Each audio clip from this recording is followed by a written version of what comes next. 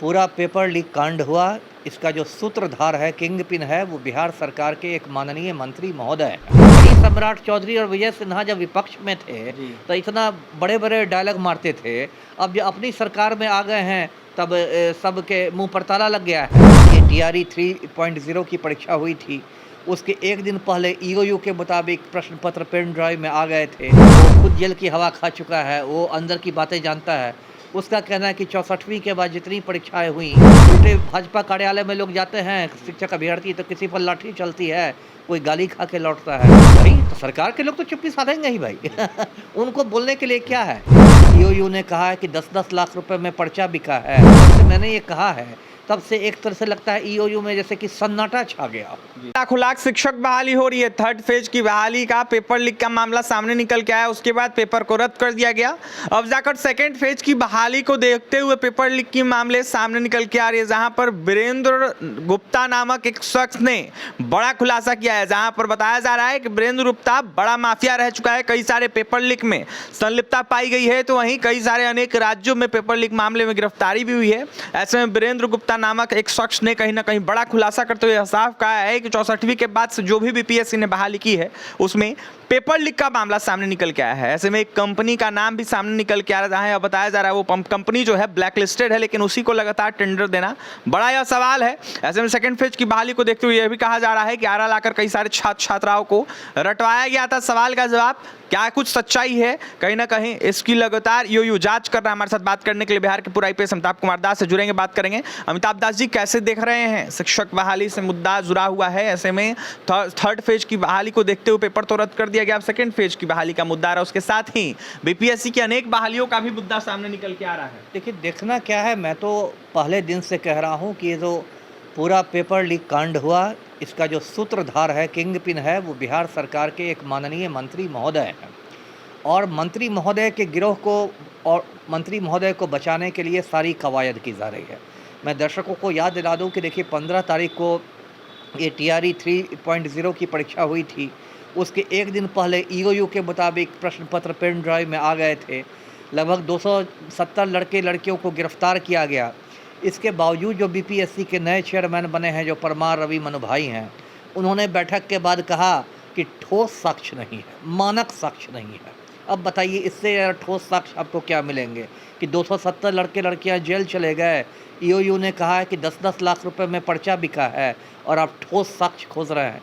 इसका साफ मतलब है कि आप जानबूझकर गलत लोगों को बचा रहे हैं। उसके बाद जब छात्र संघों ने कहा कि 21 तारीख को BPSC कार्यालय का घेराव होगा, मैंने जब धमकाया इन लोगों की भाई मैं पटना हाई कोर्ट जा रहा हूँ, PIL फाइल करूँगा, जनहित याचिका करूँगा, हाई कोर्ट का डंडा लगेगा BPSC को, तब आप रद्द कीजिएगा। जब बहुत ज़्यादा दबाव दिया गया, तब जाकर इन लोगों ने 20 तारीख को वो रद्द की परीक्षा। और रद्द की परीक्षा, तो उसमें जो गिरफ्तारियां हुई हैं, विशाल चौरसिया और लोगों की जो गिरफ्तारियां हुई हैं, अब ये बात आ रही है, अभी एक गुप्ता का बयान वायरल हो रहा है सोशल मीडिया पर। वो खुद जेल की हवा खा चुका है, वो अंदर की बातें जानता है। उसका कहना है कि 64वीं के बाद जितनी परीक्षाएँ हुई है ना, उसका जो प्रश्न पत्र है वो एक ऐसे मतलब प्रेस से छपे हैं जो प्रेस से काली सूची में है, ब्लैक लिस्टेड है, दागी है। तो अब बताइए क्या मजाक हो रहा है। और देखिए, एक दो मैंने खुद भी, देखिए मैं तो इस लड़ाई में बिल्कुल मोर्चा पर खड़ा हूँ। मैंने खुद EOU को फ़ोन किया, उसका वीडियो भी वायरल हुआ था सोशल मीडिया पर। मैंने खुद 2-3 दिन पहले EOU को फ़ोन करके जानकारी दी, जो नंबर उन लोगों ने सार्वजनिक किया था, और मैंने कहा कि भाई एक मंत्री महोदय का नाम आ रहा है, वो सूत्रधार हैं, इसकी जाँच का ये बिंदु रखा जाए। अब देखिए, उस दिन से जब से मैंने ये कहा है, तब से एक तरह से लगता है EOU में जैसे कि सन्नाटा छा गया, है ना? सब लगता है जैसे कि सकते में आ गए हों। अरे, मैंने ये कहा, इतना बड़ा मुद्दा अभी बिहार का ज्वलंत मुद्दा है, लाखों लड़के लड़कियों का भविष्य जुड़ा हुआ है, तो EOU को 2-3 दिन में कम से कम अपनी एक प्रेस विज्ञप्ति तो जारी करते रहनी चाहिए कि अनुसंधान में क्या प्रगति हुई है ना? जैसे कैसे कोई VIP बीमार पड़ता है तो अस्पताल से मेडिकल बुलेटिन निकलता रहता है कि अभी उनकी क्या स्थिति है, अभी क्या स्थिति है। सरकार के लोग भी चुप्पी साधे हैं अमिताभ दास जी। वही तो सरकार के लोग तो चुप्पी साधेंगे ही भाई। उनको बोलने के लिए क्या है? यही सम्राट चौधरी और विजय सिन्हा जब विपक्ष में थे तो इतना बड़े बड़े डायलॉग मारते थे। अब जब अपनी सरकार में आ गए हैं तब सबके मुंह पर ताला लग गया है और कोई कुछ नहीं बोल रहा है। उल्टे भाजपा कार्यालय में लोग जाते हैं, शिक्षक अभ्यर्थी, तो किसी पर लाठी चलती है, कोई गाली खा के लौटता है। तो बिल्कुल शैक्षणिक अराजकता की स्थिति है। और अब अभी तो देखिए फिर चुनावों का मौसम आ गया, आचार संहिता लागू हो गई है, तो अभी ये भी हो गया है कि भाई इससे ध्यान भटकाओ, ऐसा जी। एक सवाल उठ रहा है काफी ज्यादा अभ्यर्थियों के मन जी। में। ऐसे में वो अभ्यर्थी, उनको नहीं कहेंगे हम लोग, शिक्षक कहेंगे, सेकंड फेज से बहाल हुए शिक्षक जो अपने मेरिट पर पास किए हैं, कहा ये जा रहा है उनके द्वारा कि हमारी क्या नौकरी चल जाएगी जांच में अगर स्पष्टीकरण पाया गया कि हाँ पेपर लीक हुआ था, सीटिंग हुई थी तो? देखिए यदि पुख्ता सबूत मिल गए, जी पुख्ता सबूत की मैं बात करूं, अनुमान पर नहीं, अटकलबाजी पर नहीं, तब तो देखिए पूरी परीक्षा को रद्द होना ही है। जब परीक्षा ही रद्द हो जाएगी तो किसी की नौकरी कैसे बचेगी? यानी सेकंड फेज वाले सबकी नौकरी चल जाएगी, कह सकते हैं अगर ऐसा हुआ तो। नेचुरल है ना, क्योंकि एक को तो आप नहीं ना निकाल सकते कि इसने लिया इसने नहीं दिया, तब तो पूरी की पूरी परीक्षा हो जाएगी। लेकिन अभी देखिए फिलहाल टेंशन नहीं ले, इसलिए टेंशन नहीं ले क्योंकि अभी जो भी स्थिति है वो मतलब अनुमान के दायरे में है ना। अनुमान पर कोई परीक्षा रद्द नहीं होती, तब तो किसी परीक्षा पर उंगली उठा दी जाएगी। जब तक पुख्ता सबूत नहीं आता, बहुत ठोस सबूत नहीं आता, तब तक तो उनकी नौकरियां सुरक्षित है।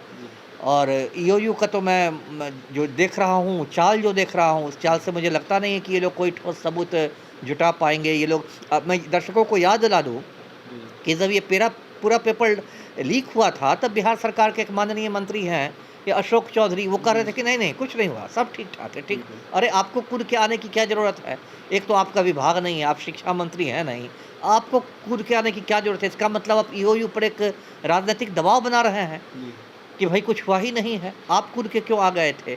तो पूरी सरकार की जो मंशा है उसी में मतलब खोट है। जी देखिए, सरकार की जो मंशा है, पूरे सरकार की मंशा में खोट है। ऐसे में जांच की मांग कर रहे थे अमिताभ कुमार दास। यह साफ कहते हुए नजर आ रहे थे कि जिस तरीके से जांच होती है, अगर स्पष्ट रूप से यह पता लगता है कि हाँ पेपर लीक हुआ है, तो कहीं ना कहीं नौकरियां भी जा सकती है। लेकिन अनुमान पर यह हम नहीं कह सकते। ऐसे में अमिताभ दास ने यह साफ कहा है कि तमाम अभ्यर्थियों को धैर्य रखना चाहिए। अब क्या होगा ये देखने वाली बात होगी। ईओयू लगातार जांच कर रहा है, कितनी सच्चाई है वीरेंद्र गुप्ता की बातों में, ये बड़ा सवाल है। और भी तमाम खबरों के लिए बने रहे हमारे साथ। बहुत बहुत धन्यवाद।